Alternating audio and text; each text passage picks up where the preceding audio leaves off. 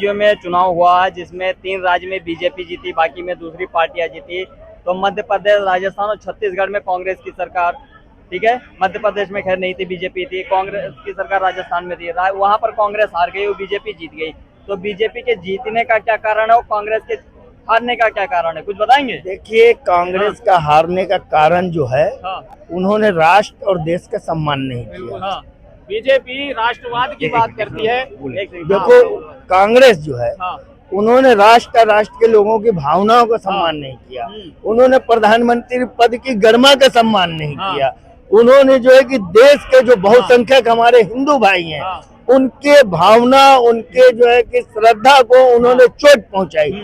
जो लोग गलत शब्दों का इस्तेमाल करते थे, कांग्रेस एक भारत की मुखिया सबसे बड़ी पार्टी है, उन्होंने कभी उनको रोकने की कोशिश नहीं की। स्वयं वो उसी में लिप्त हो गए और प्रधानमंत्री जी के लिए जो एक बहुत ऊंचे संसदीय पद पे हैं, उनके लिए उन्होंने असभ्य भाषा का प्रयोग किया। अभी तक राहुल जी ने खुल करके माफी नहीं मांगी, क्षमा नहीं मांगी, जो कि उन्हें तुरंत ही अपने शब्दों के पीछे क्षमा मांगनी चाहिए कि हमसे भूल हो गई, गलती हो गई।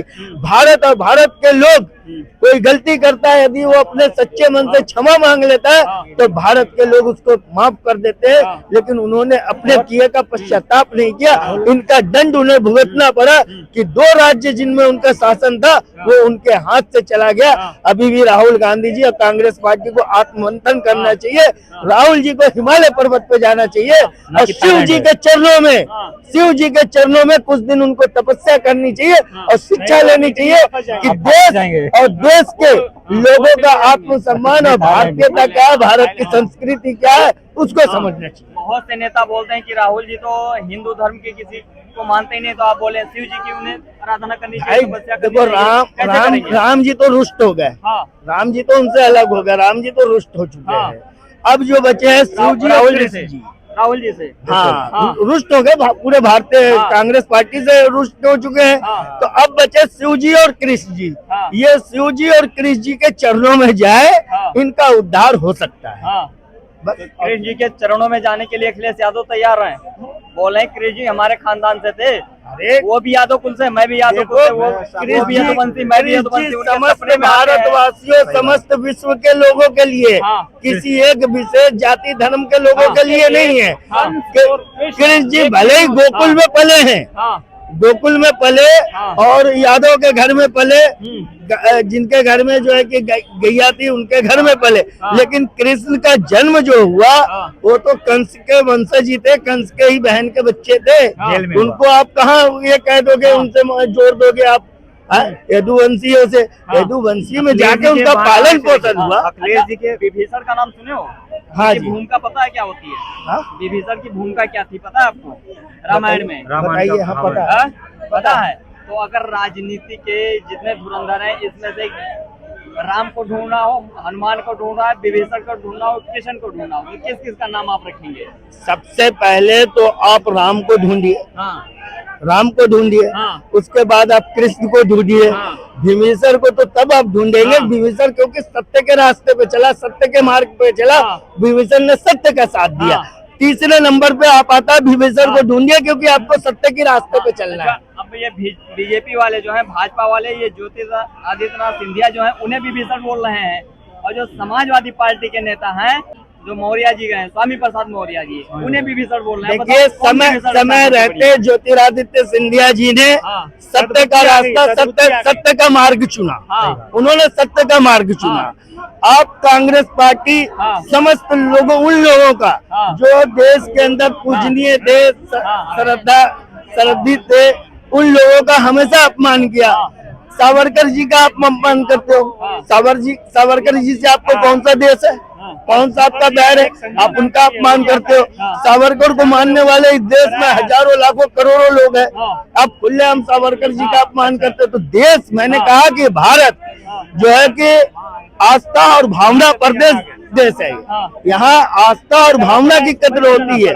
यदि आप आस्था और भावना का मान मर्यादा रखते हो तो आपका जो है सम्मान होगा, आपका उद्धार होगा। भारत की संस्कृति यही रही है कि हम आस्था और भावना का मर्यादा करें। जो लोग आज के युग में, मैं आपको बता दूं, तो जिन लोगों ने आस्था और मर्यादा को नुकसान पहुंचाने की कोशिश की, वो गड्ढे में गए और हमेशा वो गड्ढे में जाए।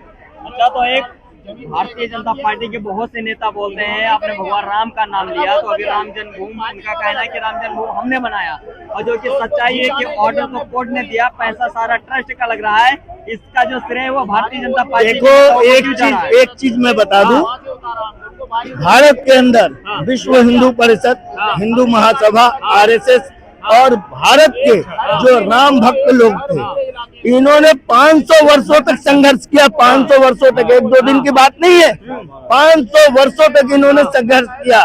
इन्होंने उस राम की उपासना की जिनके ऊपर इस देश में बहुत से लोग उंगलियां उठाया करते थे। घर बनाने के लिए लेबर मजदूर बनाता है, घर जो है लेबर मजदूर बनाता है, मिस्त्री बनाता है, तो क्या बोलेंगे कि हम आपके पापा ने बनाया है घर की, वो लेबर मिस्त्री ने बनाया है?